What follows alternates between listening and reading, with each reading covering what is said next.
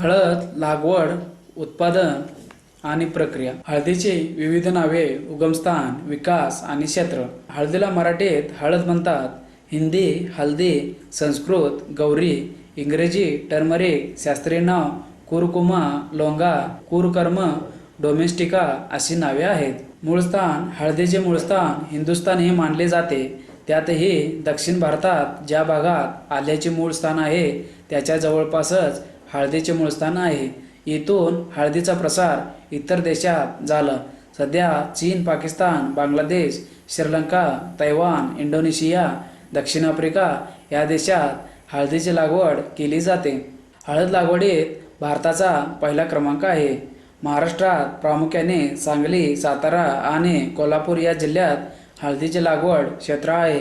त्याखालोखाल अमरावती विभागात सिंदूरजना घाट, पुसद या भागातील हवामान जमिनी अनुकूल आहेत. हळदीचे महत्त्व. हळदीमुळे अन्नास पिवळा हवावासा रंग येतो. हळदीमुळे अन्नावर बुरशी लागण्याचे प्रमाण कमी होते. हळद ताज्या स्वरूपात, हळकुंडाच्या स्वरूपात तसेच भुकटीच्या स्वरूपात वापरली जाते.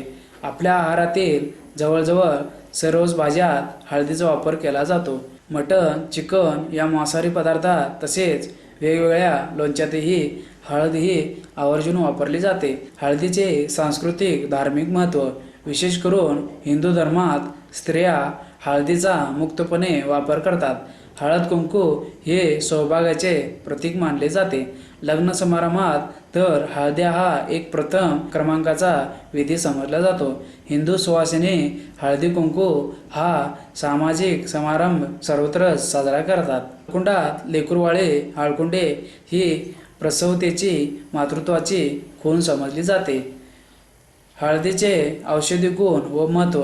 हळदीच्या वाळलेल्या हळकुंडा तसेच हळदीच्या भुकटीमध्ये प्रति 100 ग्रॅम वजनास पाणी, 5.8 ग्रॅम स्निग्धांश, 8.9 ग्रॅम तंतुमय पदार्थ, 6.9 ग्रॅम चुना, 0.2 ग्रॅम लोह, 0.5 ग्रॅम सोडियम, 0.1 ग्रॅम ब जीवनसत्व, 0.9 मिलीग्रॅम लियासिन, 5 मिलीग्रॅम प्रकृती करम कोरडी रास मेष. प्रथिने 8.6 ग्रॅम, कार्बोदके 6.3 ग्रॅम, खनिज द्रव्ये 6.8 ग्रॅम, स्फुरद 0.25 ग्रॅम, पालास 0.5 ग्रॅम, अजीवनसत्व 175 युनिट, क जीवनसत्व 50 मिलीग्रॅम, उष्मांक 390, पचनकाल 2.5 तास.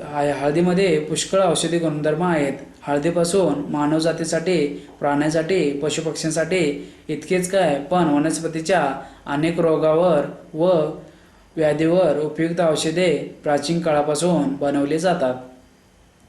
आजकाल दिसणारे टीव्हीवर व इतरत्र दिसणारे आयुर्वेदिक टर्मरिक क्रीम ही हळदीपासून बनवली जाते. हळदीमुळे त्वचा मुलायम आणि गोरी बनते. अन्नपचनासाठी व पित्तनाशक म्हणून कडू व तुरट या गुणामुळे हळद उपयोगी पडते. सर्दी, पडसे, खोकला, घशाची खवखव, बसलेला घसा या विकारावर हळद गरम दुधातून घेतल्यास आरामदायी ठरते. हळदीचा आणखी एक गुण म्हणजे ती रक्त शुद्ध करणारी आहे. हळदीमुळे संपूर्ण शरीरच सुगंधी व तेजस्वी कांतीचे बनते. यावरून पी हळद आणि हो गोरी अशी म्हण पडली आहे. हळदीच्या लेपामुळे पुरळ, चामखीळ, अंगावरील पित्ताच्या गाठी इत्यादी बऱ्या होतात. हळदी ही जंतुनाशक समजली जाते. त्यामुळे खरचटलेल्या, मुरगळलेल्या भागावर हळदीचा लेप गुणकारी ठरतो. अनेक व्याधीत त्वचेवर जे व्रण पडतात ते भरून काढण्यासाठी हळदीचा लेप खूपच लाभदायी ठरतो. डोळ्यांच्या काही विकारावर डोळ्यातून पाणी येणे, चिपडे येणे यावर हळदीचे पाणी गुणकारी आहे. हळद व आवळा यांचे समप्रमाणातील मिश्रण नेहमी घेतल्यास मधुमेह या व्याधीपासून कायमची मुक्तता मिळवता येते. हळदीची भुकटी ही जनावरांच्या जखमा लवकर भरून काढण्यासाठी उपयोगी ठरते. जनावरांच्या अंगावरील गोचीड, माशा यांचा बंदोबस्त करण्यासाठी हळदीचे लेपन उपयोगी आहे. वनस्पती पिकावर गुणकारी. पिकावर जे अनेक रोग आणि किडी पडतात त्यासाठी हळदीयुक्त द्रव्ये प्रभावीपणे परिणामकारक ठरतात. फळझाडावर जी कलमे केली जातात त्यावरील कलम जोड मजबूत होण्यासाठी हळदीचे लेपन उपयोगी पडते. साठवलेल्या धान्यात डाळीत हळद पूड मिसळल्यास त्यात सोंडे, मुंग्या, आळ्या यांचा उपद्रव टळतो. ताजी हळद 1 किलो घेऊन ती किसून घ्यावी. त्यात 5 लिटर गोमूत्र मिसळून 25 तास भिजवून घ्यावे. हे मिश्रण कापडातून गाळून घेऊन त्यात पाणी घालून द्रावण 50 लिटर करावे. या द्रावणात 50 ग्रॅम साबणाचे पाणी. हे मिश्रण पिकावरील हळदीचे पाणी गुणकारी आहे. हळद व आवळा यांच्या समप्रमाणातील मिश्रण नेहमी घेतल्यास मधुमेह या व्याधीपासून कायमची मुक्तता मिळवता येते. हळदीची भुकटी ही जनावरांच्या जखमा लवकर भरून काढण्यासाठी उपयोगी ठरते. जनावरांच्या अंगावरील गोचीड, माशा यांचा बंदोबस्त करण्यासाठी हळदीचे लेपन उपयोगी आहे. वनस्पती पिकावर गुणकारी. पिकावर जे अनेक रोग आणि किडी पडतात त्यासाठी हळदीयुक्त द्रव्ये प्रभावीपणे परिणामकारक ठरतात. फळझाडावर जी कलमे केली जातात त्यावरील कलम जोड मजबूत होण्यासाठी हळदीचे लेपन उपयोगी पडते. साठवलेल्या धान्यात डाळीत हळद पूड मिसळल्यास त्यात सोंडे, मुंग्या, आळ्या यांचा उपद्रव टळतो. ताजी हळद 1 किलो घेऊन ती किसून घ्यावी. त्यात 5 लिटर गोमूत्र मिसळून 25 तास भिजवून घ्यावे. हे मिश्रण कापडातून गाळून घेऊन त्यात पाणी घालून द्रावण 50 लिटर करावे. या द्रावणात 50 ग्रॅम साबणाचे पाणी मिसळावे. हे मिश्रण पिकावरील किडी व रोगांचा बंदोबस्त करण्यासाठी फवारावे. हे मिश्रण कीडनाशक म्हणून किडींसाठी उपयोगी ठरते. लष्करी अळी, मावा, तुडतुडे, बोंडअळी, खोडकिडा, लाल कोळी, पाणी गुंडाळणारी अळी याशिवाय रोग ही आटोक्यात येतात. भुरी, केवडा, कानी, तांबेरा, विषाणूजन्य रोग. हळद भुकटी दुरळणीसाठी वापरता येते.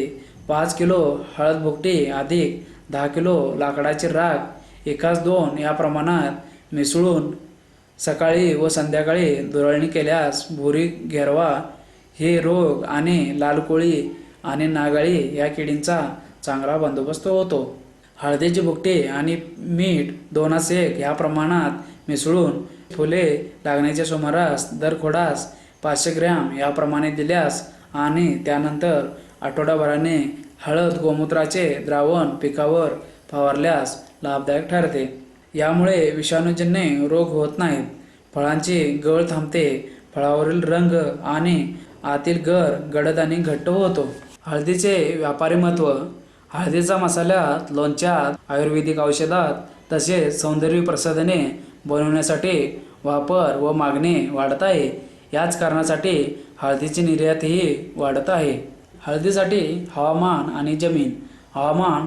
हळद मूळचे उष्णकटिबंधातील पीक असले तरी ते समशीतोष्ण कटिबंधातही चांगले येते. भरपूर पाऊस, दमट हवामान आणि उच्च तापमान यांची जोड असेल तर हळद उत्तम पिकते. समुद्रसपाटीपासून 1000 मीटर उंचीपर्यंत हळद चांगली वाढते. यापेक्षा अधिक उंचीवर हळद नीट पोसत नाही. कडक थंडीत पानांची व कंदांची वाढ होत नाही. साधारणपणे किमान 200 सेंटीग्रेड तापमान असावे. तसेच उच्च तापमान 350 सेंटीग्रेड असावे. किमान तापमान 100 सेंटीग्रेडपेक्षा कमी आणि कमाल तापमान 420 सेंटीग्रेडपेक्षा अधिक असल्यास हळद उत्पादनावर विपरीत परिणाम होतो. विशेष करून हळद काढणीच्या दरम्यान तापमान 450 सेंटीग्रेड इतके वाढले तर गुणवत्तेवर, रंगावर विपरीत परिणाम होतो. या दृष्टीने महाराष्ट्रातील सांगली साधारणपणे किमान 20 सेंटीग्रेड तापमान असावे. तसेच उच्च तापमान 35 सेंटीग्रेड असावे. किमान तापमान 10 सेल्सिअसपेक्षा कमी आणि कमाल तापमान 42 सेल्सिअसपेक्षा अधिक असल्यास हळद उत्पादनावर विपरीत परिणाम होतो. विशेष करून हळद काढणीच्या दरम्यान तापमान 45 सेंटीग्रेड इतके वाढले तर गुणवत्तेवर, रंगावर विपरीत परिणाम होतो.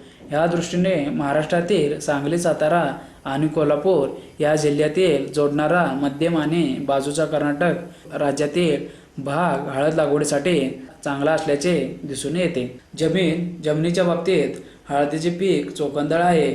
मध्यम खोलीची, सकस आणि पोट्याची जमीन या पिकात चांगली मानवते. उथळ, मुरमाड तसेच भारी काळी जमीन या पिकास अजिबात मानवत नाही. कारण अशा जमिनीत गड्डे वाढत व पोसत नाही. जमिनीतून पाण्याचा निचरा न झाल्याने कंद कुजतात व उत्पादनात घट येते. हवामान अनुकूल असले आणि जमीन योग्य असली तरी हळद लागवड किफायतशीर होत नाही. तेव्हा हळदीसाठी जमीन निवडताना माती परीक्षण जरूर करून घ्यावे. यासाठी लागवडीपूर्वी मातीचे नमुने तपासून घ्यावेत. त्यासाठी नमुने जमिनीचा वरचा 10 सेंटीमीटर खोलीचा भाग वगळून त्याखाली 25 सेंटीमीटर खोलीवरील माती घ्यावी. हळदीचे अभिवृद्धी प्रकार आणि जाती. हळदीची अभिवृद्धी शाकीय पद्धतीने म्हणजेच कंदापासून केली जाते. हळदीचे 2 प्रकारचे कंद असतात. जेटीकंद अथवा मोठे कंद अथवा मातृकंद हा एक प्रकार आणि दुसरा प्रकार म्हणजे कन्याकंद अथवा डॉटर्स कंद. अभिवृद्धीसाठी मातृकंदच वापरावेत. त्यामध्ये गुणधर्म मातृकंद चांगले पोसलेले व किमान 10 महिने वयाचे असावेत. लागवडीच्या मातृकंदास कोंब अथवा मोड आलेले असावेत. मातृकंदाचे वजन 40 ते 50 ग्रॅम असावे. मातृकंद निरोगी असावेत. लागवडीचे कंद योग्य अवस्थेत काढून साठवून विश्रांती देऊन मोड आणून मगच लागवडीसाठी वापरावेत. हळदीचे प्रकार. घरगुती हळद. लेनायसने या प्रजातीचे नाव कुर्कुमा लोगा असे ठेवले, पण त्याने श्रीलंकेत पाहिलेले खरे हळदीचे झाड नव्हते, त्यामुळे कुर्कुमा लोंगा हे हळदीचे चुकीचे नाव आहे. म्हणून 1918 साली वालेटानने नवीन नाव कुर्कुमा डोमेस्टिका सुचवले आहे.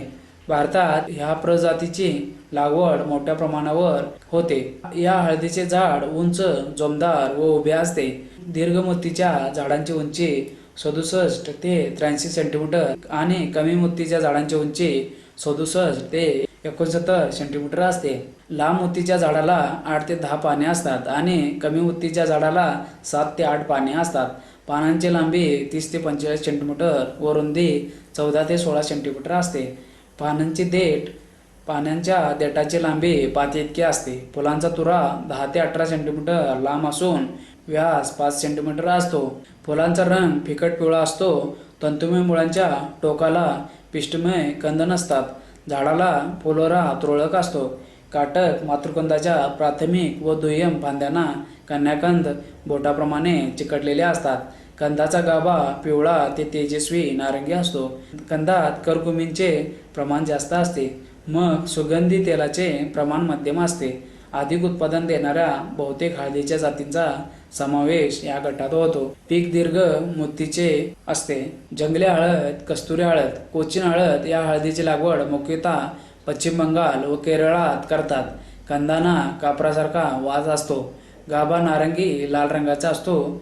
तिचा उपयोग रंग व सौंदर्य प्रसाधनासाठी करतात. औषधी उपयोग शक्तिवर्धक व जंतुनाशक म्हणून होतो, पण मसाल्यासाठी उपयोग होत नाही. या प्रजातीचे झाड सडपातळ असते. पाने आखूड व लांबोळी टोकदार असतात. मध्यशीर उठावदार असते. फुले फिकट पिवळी सुवासिक असतात. सामान्यपणे झाडाला फुले उगवण्याची क्षमता असलेली बी लागते. बियापासून वाढणारी रोपे कमजोर असतात. तंतुमय मुळांच्या टोकाला विशिष्ट प्रकारचे कंद लागतात. कंदांना आल्हाददायक कापरासारखा सुवास असतो. म्हणून आंध्र प्रदेशात या हळदीला कस्तुरी हळद असे म्हणतात. कंद फार सडपातळ असतात. त्यात सुगंधी तेलाचे प्रमाण जास्त असल्याने विशिष्ट सुगंध येतो, पण कुरकुमींचे प्रमाण मध्यम असते. उत्पादन घरगुती हळदीपेक्षा कमी मिळते. पिकाची मुदत 6 ते 7 महिने असते. ऊर्ध्वपाशपण पद्धतीने या हळदीचे तेल काढतात. हे तेल हिरवट तपकिरी रंगाचे असून त्याला कापरासारखा वास येतो. हळदीची प्रजाती मूळची पश्चिम बंगालातील आहे. तेथे उन्हाळ्यात फुले लागतात. त्याचवेळी किंवा त्यानंतर पाने दिसतात. कधीकधी उघड्या जमिनीतून सुंदर मोठ्या आकाराचे गुलाबी दाट फुलांचे तुरे निघालेले दिसतात आणि त्यानंतर पाने निघालेली दिसतात. जेव्हा झाडावर फुले दिसतात तेव्हा त्यांची शोभा अवर्णनीय असते. त्याचवेळी फुलांचा नाजूक सुगंध आसमंतात दरवळतो. पानापासून फुलांचा तुरा स्पष्ट दिसतो. कोकणात पाने दिसण्यास सुरुवात होते तेव्हा मे महिन्यात फुलोरा दिसतो.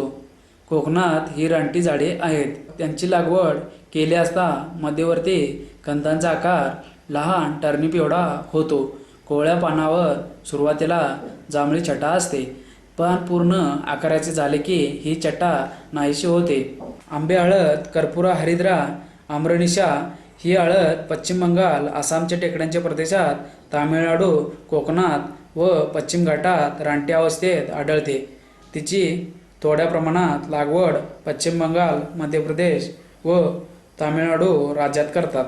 अर्धा पावसाळा संपला की या प्रजातीवर फुले दिसतात. ताज्या हळदीच्या गाठ्यांना कच्च्या आंब्याचा सुवास येतो, म्हणून या प्रजातीला आंबे हळद हे नाव पडले आहे. ही हळद जंतुनाशक असून पचनाला मदत करते. शरीरावरील सुजेवर आंबे हळद उगाळून लावतात, म्हणजे सूज उतरते. इतर औषधी गुणधर्मात आले आंबे हळदीपेक्षा सरस आहे. आंबे हळद, स्पिरिट व अंड्यातील बलक यांच्या मिश्रणाचा मलम जुन्या सांधेदुखीवर व खरचटलेल्या जागी लावतात. अन्न व मसाल्यासाठी उपयोग होतो. लोणच्यातही उपयोग होतो. कातडी मऊ होण्यासाठी अंगाला चोळतात. थंड असून रक्तशुद्धीकरता वापरतात. पिकाची मुदत 6 ते 7 महिने असते. ऊर्ध्वपाशपण पद्धतीने या हळदीचे तेल काढतात. हे तेल हिरवट तपकिरी रंगाचे असून त्याला कापरासारखा वास येतो. हळदीची प्रजाती मूळची पश्चिम बंगालातील आहे. तेथे उन्हाळ्यात फुले लागतात. त्याचवेळी किंवा त्यानंतर पाने दिसतात. कधीकधी उघड्या जमिनीतून सुंदर मोठ्या आकाराचे गुलाबी दाट फुलांचे तुरे निघालेले दिसतात आणि त्यानंतर पाने निघालेली दिसतात. जेव्हा झाडावर फुले दिसतात तेव्हा त्यांची शोभा अवर्णनीय असते. त्याचवेळी फुलांचा नाजूक सुगंध आसमंतात दरवळतो. पानापासून फुलांचा तुरा स्पष्ट दिसतो. हळदीच्या जाती. कृष्णा ही हळदीची नवीन जात हळद संशोधन केंद्र, दिग्रज, जिल्हा सांगली येथे टिवकुरपेट या जातीतून निवड पद्धतीने 1982-83 साली विकसित केली आहे. या जातीचे उत्पादन स्थानिक राजापुरी जातीपेक्षा 30 ते 35% अधिक मिळते. या जातीचे पीक 8 ते 8.5 महिन्यात तयार होते. या जातीची झाडे ताठ उभी असतात. कंद मोठ्या आकाराचे, पांढुरक्या पिवळ्या रंगाचे, लांब व फुगीर असतात. वाळलेल्या हळकुंडाचे उत्पादन प्रति हेक्टरी 72 क्विंटल मिळते. ही जात पानावरील ठिपके व करपा रोगांना सहनशील आहे. ताज्या कंदापासून 16.4% हळकुंडे मिळतात. कुरकुमींचे प्रमाण 2.8% आहे. वायगाव. वर्धा जिल्ह्यातील वायगाव परिसरात व चंद्रपूर जिल्ह्यात या हळदीची लागवड होते, म्हणून या जातीचे नाव वायगाव पडले आहे. राजापुरी जातीच्या झाडापेक्षा या जातीची झाडे कमी जोमदार असतात. झाडाला 8 ते 10 पाने असतात. मुळांच्या टोकांना स्टार्चयुक्त जाड, गोल, लांबट गाठी असतात. परंतु हिरव्या गड्ड्याचे उत्पादन राजापुरीपेक्षा जास्त मिळते. हळकुंडे सरासरी 5 ते 7 सेंटीमीटर लांब असतात. ताज्या गड्ड्यापासून 17 ते 22% हळकुंडे मिळतात. या जातीचे पीक 8 ते 9 महिन्यात तयार होते. फुले येण्याचे प्रमाण 80% पेक्षा जास्त आहे. पाने गर्द हिरवी व चकाकणारी असतात. कंदांच्या गाभ्याचा रंग गर्द पिवळा असतो, तसेच विशिष्ट सुगंध असतो. या जातीचे हळकुंडे लांब व प्रमाणबद्ध असतात. या जातीचे ओल्या हळदीचे हेक्टरी उत्पादन 164 ते 170 क्विंटल आणि वाळलेल्या हळकुंडाचे हेक्टरी उत्पादन 32 ते 33 क्विंटल मिळते. याशिवाय अमरावती जिल्ह्यात सिंदूरजना घाट येथे हळदीची लागवड करतात. सांगली जिल्ह्यात कराडी, सोनी, गाढवी, केसर, तासगाव, लोखंडी, कोडापा या हळदीच्या जातींची लागवड करतात. याशिवाय सेलम, टिवकुरपेटा व अल्लेपी या जातींची लागवड करण्याची शिफारस आहे. नांदेड व परभणी जिल्ह्यात आरमूर, निजामाबादी या जातीची लागवड करतात. भारतातील इतर राज्यातील हळदीच्या लोकप्रिय जाती आसाम, शिलांग, कार्बी, ओरिसा, डुंगी, जेबिदी, कार्टिगिया, सुंदर, फुलबानी, सारगांडो, लुजुरमुंडा, उत्तर प्रदेश, गोरखपूर, हिमाचल प्रदेश, नाहाना, मेघालय, लाकाडोंग, त्रिपुरा, आराकोना, कर्नाटक, कस्तुरी, मुडांगा, बालागा, यालाचागा, बिहार, पटना. राजापुरी ही जात महाराष्ट्रात सांगली, सातारा, कोल्हापूर व सोलापूर व गुजरात राज्यात लागवडीसाठी लोकप्रिय आहे. या जातीपासून प्रति हेक्टरी 20 टन उत्पादन मिळते. झाडे उंच असतात. झाडाला 10 ते 18 रुंद फिकट हिरवी सपाट पाने असतात. फुले क्वचित येतात. कंद पक्व होण्यास 8 महिने लागतात. एका झाडापासून 5 ते 7 सेंटीमीटर लांब व जाड पातळ सालीची 5 ते 6 हळकुंडे मिळतात. गाभा गर्द पिवळा असतो. कुरकुमींचे प्रमाण 3.4% असते. ही जात पानावरील ठिपके रोगाला मध्यम प्रतिकारक आहे, परंतु पानांची करपा रोगाला व कंद कुजण्याच्या रोगाला बळी पडते. पूर्वी कोकणातील राजापारो बंदरातून या हळदीची जहाजाने परदेशी निर्यात होत असे. त्यामुळे या बंदरावरून या जातीचे राजापुरी असे नाव पडले आहे. कोएक स्थानिक इरोड जातीपासून ही जात तामिळनाडू कृषी विद्यापीठात विकसित केली आहे. इरोड जातीच्या झाडापेक्षा या जातीची झाडे उंच, काटक व जोमदार असतात. पानांची व फुटव्यांची संख्या जास्त असते. इरोड जातीच्या मातृकंदापेक्षा कन्याकंदापेक्षा या जातीच्या कंदांचा आकार मोठा असतो आणि रंग आकर्षक, तेजस्वी नारंगी पिवळा असतो. ताज्या कंदापासून 19.5% हळकुंडे मिळतात. कोरकमींचे प्रमाण 3.13% आहे. ताज्या गड्ड्यांचे प्रति हेक्टरी उत्पादन 24 टनापर्यंत मिळते. वाळलेल्या हळकुंडांचे प्रति हेक्टरी उत्पादन 6.11 टन मिळाले आहे. सुदर्शना ही जात सिंगाट, मणिपूर या जातीतून निवडली आहे. या जातीच्या झाडांची उंची 122 ते 151 सेंटीमीटर असते. प्रत्येक झाडाला सरासरी 738 पाने असतात. कंद जाड, फुगेर व उत्तम प्रतीचे असतात. त्यामुळे स्थानिक व परदेशी बाजारात चांगली मागणी राहील. एका झाडाला 10 ते 16 कन्याकंद असतात. त्यांची सरासरी लांबी 8.8 सेंटीमीटर असते. उत्पादनाची क्षमता प्रति हेक्टरी 54.8 टन आहे. कुरकुमींचे 7.9%, ओलिओरेझिन 15% असते. ताज्या कंदापासून 25.3% हळकुंडे मिळतात. पिकांची मुदत सगुना सारखीच 190 दिवस आहे. ही जात पानांच्या रोगांना व कंद कुजण्याच्या रोगाला सहनशील आहे. सुवर्णा पिरुवानामोझी हळदीतून ही जात निवडलेली आहे. कालिकतच्या मसाल्याकरता राष्ट्रीय संशोधन केंद्राने या जातीची केरळ, कर्नाटक व आंध्र प्रदेशात लागवडीसाठी शिफारस 1988 साली केली आहे. अधिक उत्पादनाकरता ही जात प्रसिद्ध आहे. प्रति हेक्टरी 43.5 टन उत्पादन मिळते. कुरकुमींचे प्रमाणही जास्त आहे. वाळलेल्या हळकुंडांचे प्रति हेक्टरी उत्पादन 11.3 टन मिळते.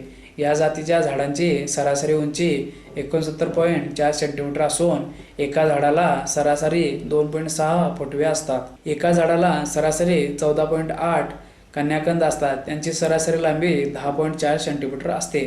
एका झाडापासून दुय्यम कन्याकंद 28.2 पर्यंत मिळतात. कंदाचा रंग गर्द नारंगी असून गाभा फिकट नारंगी असतो.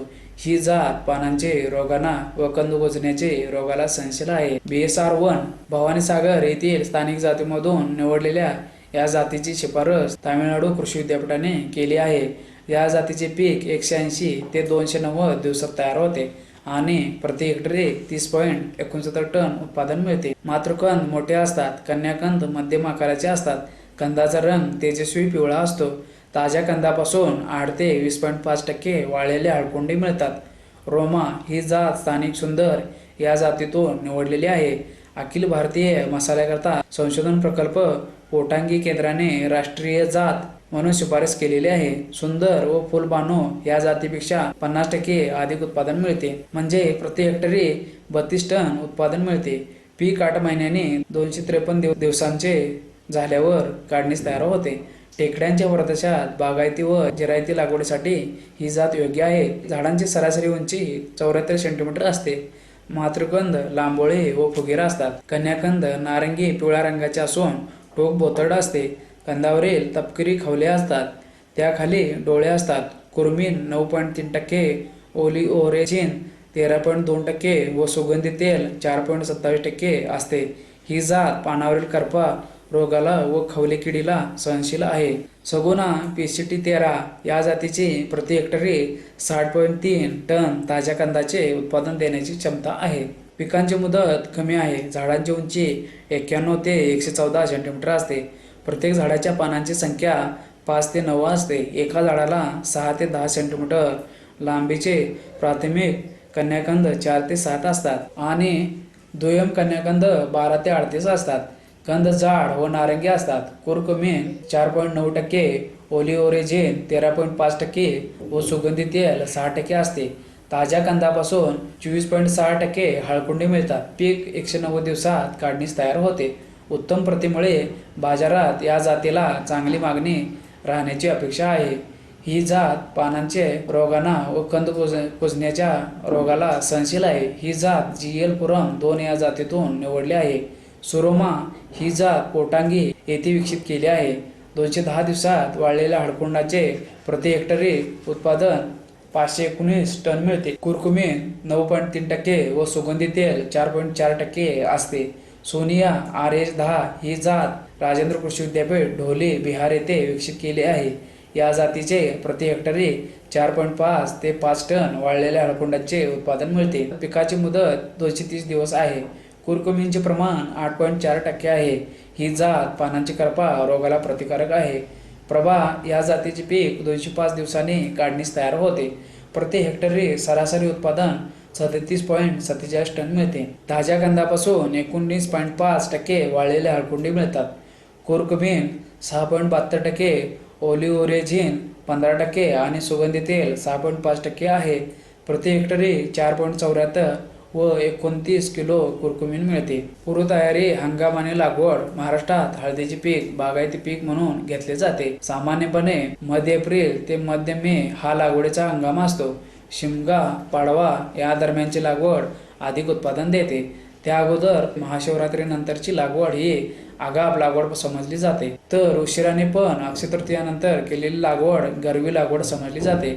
मागील हंगामातील हळदीचे पीक फेब्रुवारीच्या अखेरीस तयार होते. कंद काढणे, निवडणे, साठवणे, विश्रांती देणे आणि कोंब आणणे या सर्वांसाठी किमान 5 आठवडे आणि कमाल 7 आठवडे एवढा कालावधी लागतो. यावरून लागवडीचा हंगाम मध्य एप्रिल ते मध्य मे हाच योग्य आहे. पूर्वतयारी.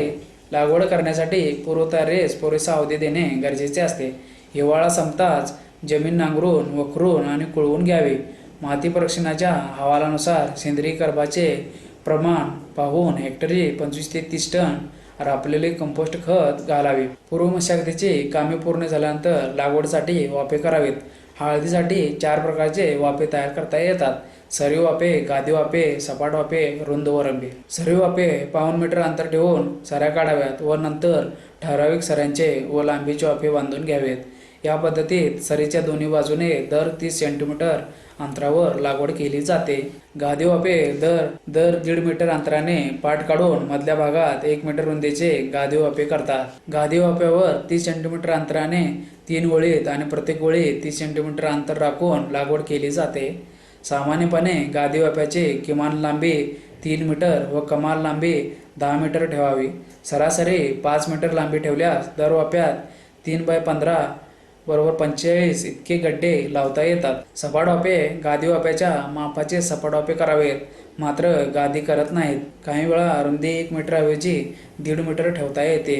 अशा गादी वाफ्यावर लागवडीच्या 5 ओळी बसतात व 5 मीटर लांबी ठेवल्यास एका वाफ्यात 75 गड्डे लावता येतात.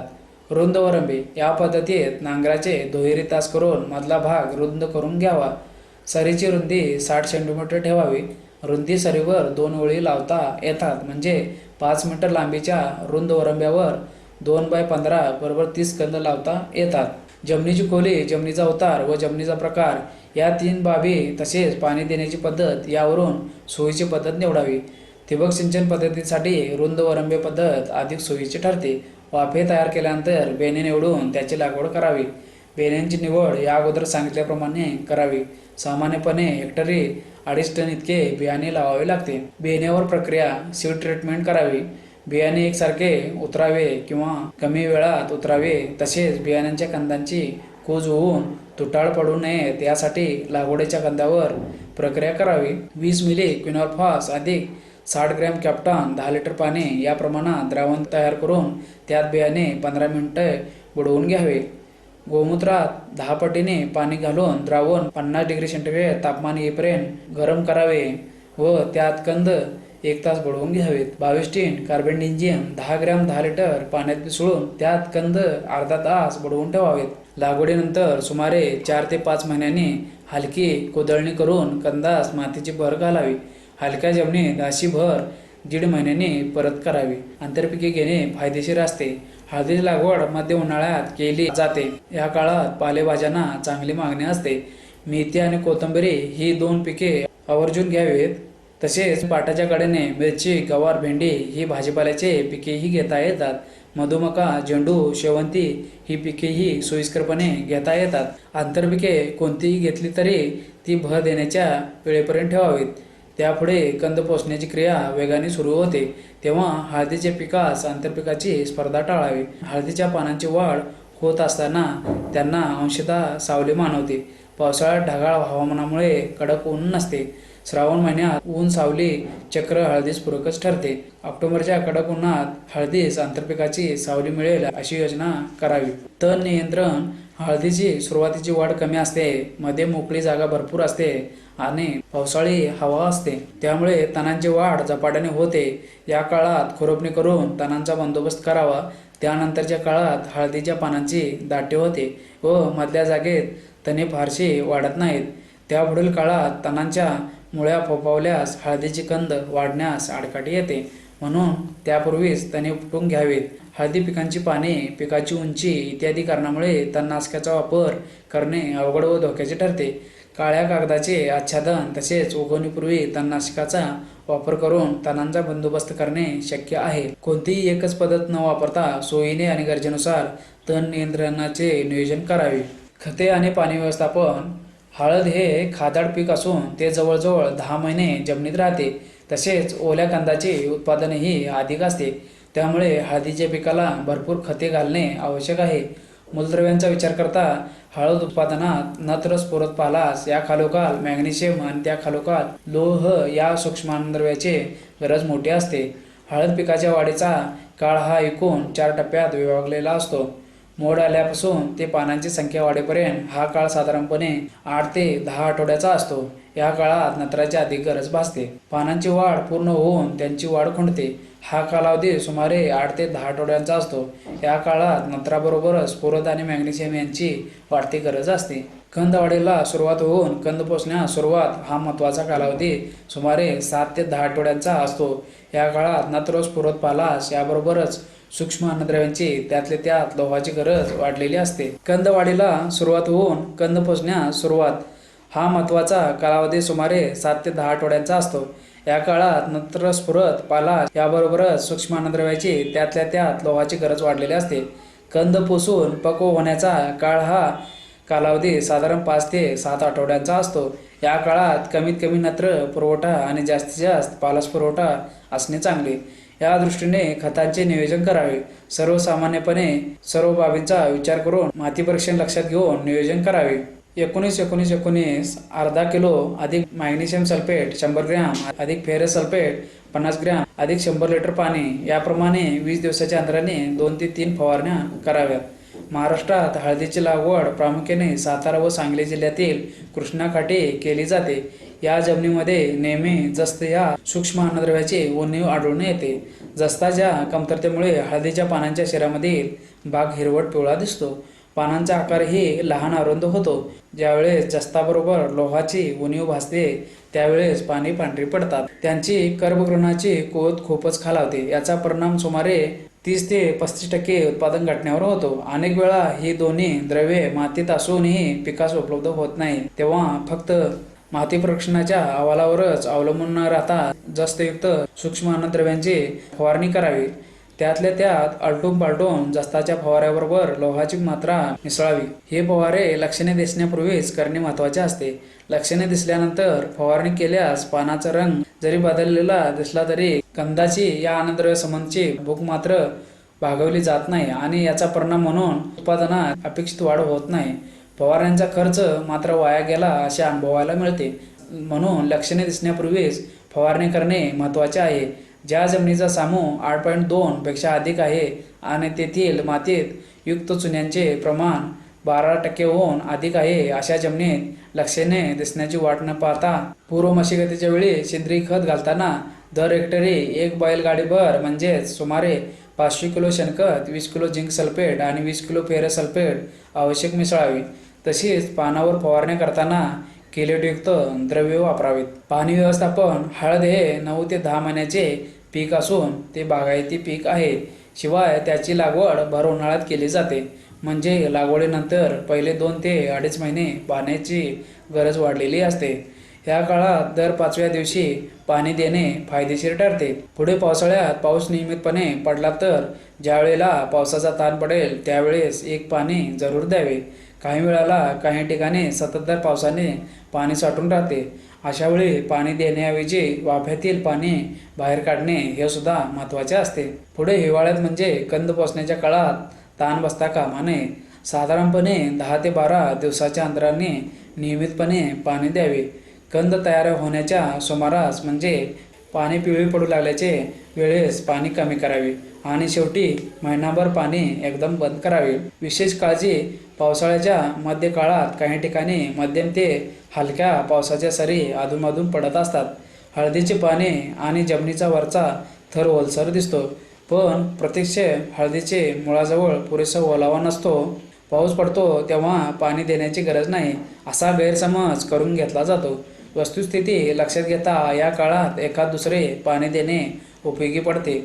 या पाण्यामुळे क्षारयुक्त जमिनीतील क्षारही जे कमी पाण्यामुळे मुळाजवळ एकवटलेले असतात ते या पाण्यामुळे वाहून जातात. त्यामुळे मुळांचे शोषण आणि श्वसन सुधारते. याचा परिणाम म्हणून पानांना एक प्रकारचे काळोखी येऊन त्यांची कार्यक्षमता सुधारते. या पाण्यास शेतकरी काळे पाणी समजतात. पीक संरक्षण. हळदीवरील प्रमुख रोग. हळद पिकावर अनेक रोग येतात. कंद कुजणे, सुकी कोज, तपकिरी कोज, सूक्ष्म जंतूमुळे होणारा मर रोग, साठवणीचे रोग, पानावरील ठिपके, करपा.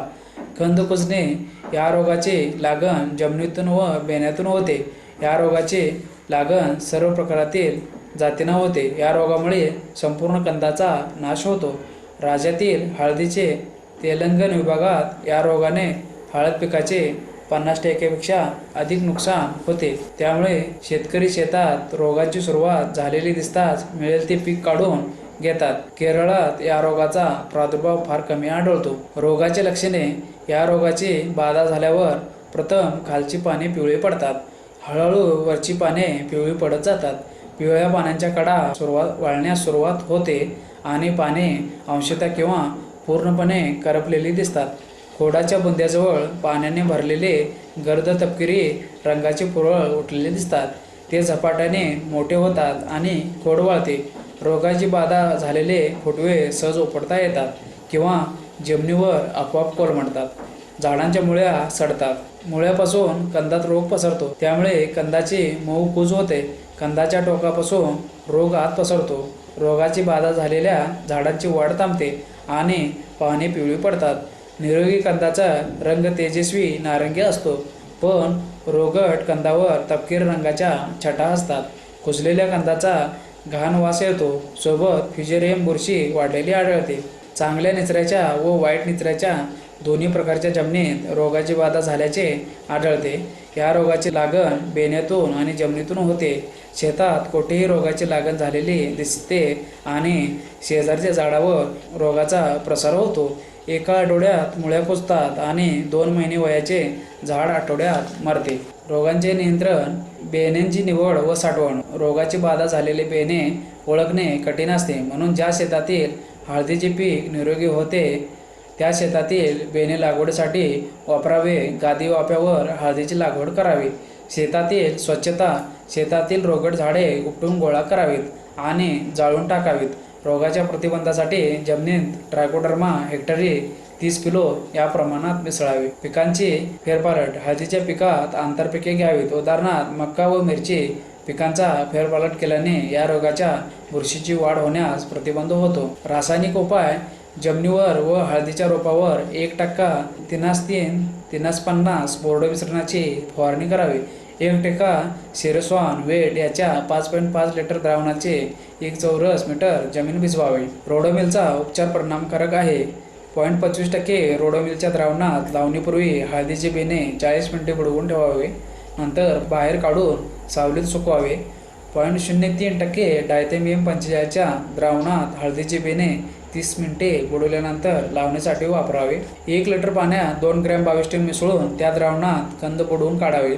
1 लिटर पाण्यात 6.25 ग्रॅम रोडोमिल MZ72 WLP मिसळून त्या द्रावणात बेणे 30 मिनिटं बुडवून काढावे. सुकी कोज. या रोगामुळे ऑक्टोबरच्या नंतर हळदीच्या मुळ्या व कंद सुजतात. सुरुवातीला कंद मऊ बनतात आणि आकसतात. त्यानंतर वाळतात आणि कठीण बनतात. रोगाची बाधा झालेला कंद कापला असता आतील भाग मळकट तपकिरी व काळपट दिसतो. तपकिरी कोज. रोगाची बाधा झालेल्या झाडांची व मुळ्यांची खुरटी वाढ होते. रोगाची बाधा झालेला कंद गर्द करड्या ते गर्द तपकिरी रंगाचा बनतो. रसदारपणा कमी होतो. हलका व सुरकुत्या पडलेला असतो. कंदावर पुरळ दिसतात. साठवणीचे रोग गुंटूर जिल्ह्यातील डुगिराला जातीचे बेने कंद बुरशीमुळे कुजल्याचे आढळतात. म्हणून साठवणीपूर्वी बेनेचे कंद सेरेसान वेटच्या द्रावणात बुडवून काढावेत, सावलीत सुकवावेत आणि नंतर साठवावेत. लक्षणे: प्रथम हळदीचे झाड 3 ते 4 पाने असताना खालच्या पानावर दोन्ही पृष्ठभागावर लहान विखुरलेले तेलकट ठिपके दिसतात. त्यानंतर हे ठिपके मळकट पिवळे आणि कधीकधी सोनेरी रंगाचे दिसतात. सुरुवातीला 1-2 मिलीमीटर व्यासाचे असलेले ठिपके एकमेकात मिसळतात आणि लालसर तपकिरी चट्टा तयार होतो. पान करपलेले दिसतात. ऑगस्ट-सप्टेंबर महिन्यात या रोगाचा प्रादुर्भाव दिसतो. त्यावेळी वातावरण दमट व ढगाळलेले असते आणि तापमान 25 ते 30 अंश सेंटीग्रेड असते.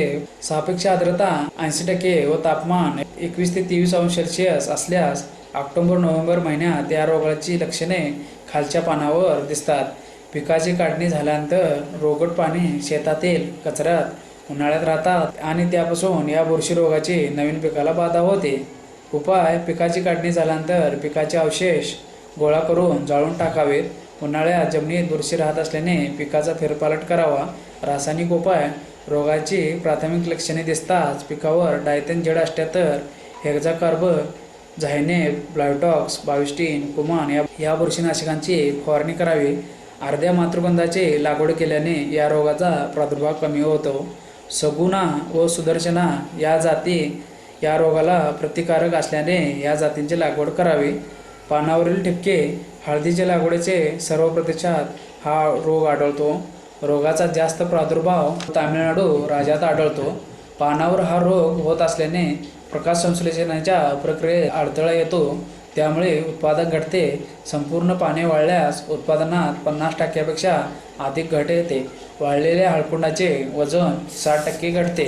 लक्षणे: पानावर लंबवर्तुळाकार किंवा लांबोळे 4 ते 5 सेंटीमीटर लांब व 3 सेंटीमीटर रुंदीचे ठिपके दिसतात. पक्व झालेले ठिपके करडे पांढरे असतात. त्यांची कडा तपकिरी असते. त्यांच्या भोवती पिवळसर वर्तुळ असते. पांढुरका मध्यबिंदू कागदासारखा पातळ असल्याने फाटतो आणि पानावर भोके पडतात. रोगाची सुरुवात कोवळ्या पानावर होते. नंतर इतर पानावर रोग पसरतो. ऑगस्ट-सप्टेंबर महिन्यात पीक 4 ते 5 महिन्याचे होते तेव्हा सामान्यपणे हा रोग हळदीच्या पिकावर दिसतो. उपाय: 0.2% बाविस्टिनची पिकावर फवारणी केल्याने या रोगाचे नियंत्रण होऊन उत्पादन वाढते. 0.25% एंडोफिल M45 ची फवारणी 15 दिवसाच्या अंतराने 6 वेळा केल्याने वाळलेल्या हळदीचे उत्पादन प्रति हेक्टरी 1 टनाने वाढते. हळदीवरील किडी: खोडकिडा ही महत्त्वाची कीड आहे. जेव्हा हळदीच्या पिकातील 50% खोड पोखरलेले असतात तेव्हा पिकाचे बरेच नुकसान होते. किडलेल्या खोडांच्या कंदांचे उत्पादन कमी येते. प्रौढ कीटक पतंग असतो. त्यांचे पंख नारंगी पिवळे असून त्यावर बारीक काळे ठिपके असतात. पतंगाची आळी खोडात शिरून आतील गाभा खाते. त्यामुळे खोड पिवळे होऊन वाळते. आळी खोडात शिरलेल्या भोकातून बारीक कचरा बाहेर पडल्याचे दिसते. उपाय: सुरुवातीला किडलेले खोड उपटून आळ्यांचा नाश करावा आणि 0.84% एंडोसल्फान किंवा 0.1% कार्बारिलची फवारणी पिकावर करावी. जुलै ते ऑक्टोबर महिन्यात 1 महिन्याच्या अंतराने 0.1% मॅलाथिओनची फवारणी करावी किंवा 0.05% मोनोक्रोटोफासची फवारणी करावी. पाने गुंडाळणारी अळी: ही अळी पाने कापून गुंडाळते. त्यांच्या आत राहून पाने खाते. या पिकावरील प्रौढ फुलपाखराचे पंख तपकिरी काळे असून त्यावर मोठे पांढरे ठिपके असतात. अंडी अवस्था 4 ते 5 दिवस, अळी अवस्था 13 ते 25 दिवस व कोशावस्था 6 ते 7 दिवस असते. अळी 5 वेळा कात टाकते. पूर्ण वाढलेली अळी गर्द हिरव्या रंगाची व 36 मिलीमीटर लांब असते. ही कीड शेतातील पिकावर ऑगस्ट ते ऑक्टोबर महिन्यात जास्त असते. उपाय: अनेक नैसर्गिक शत्रू या किडीचा नाश करतात.